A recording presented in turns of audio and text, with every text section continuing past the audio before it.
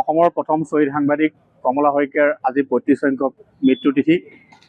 আমি শিৱসাগৰ মুক্তিনাথ চাৰিআলিত শিৱসাগৰ কমলা শইকীয়া স্মৃতি সুৰক্ষা সমিতি, শিৱসাগৰ সাংবাদিক সন্থা আৰু শিৱসাগৰ ই মিডিয়া সন্থাৰ সহযোগত ৰাজহুৱা শ্ৰদ্ধাঞ্জলি জ্ঞাপন অনুষ্ঠান আমি অনুষ্ঠিত কৰিছোঁ। আৰু এই অনুষ্ঠানত শিৱসাগৰ জিলাৰ বহুখিনি বিশিষ্ট ব্যক্তিয়ে আজি অংশগ্ৰহণ কৰে আৰু সকলোৱে দুখ প্ৰকাশ কৰে যে আজি ৩৫ বছৰে কমলা শইকীয়া হত্যাকাৰী চিনাক্ত নহ'ল আৰু এই সম্পৰ্কত আজিলৈকে বিশেষভাৱে ইয়াৰ তদন্ত প্ৰক্ৰিয়াটো নাবাঢ়িল।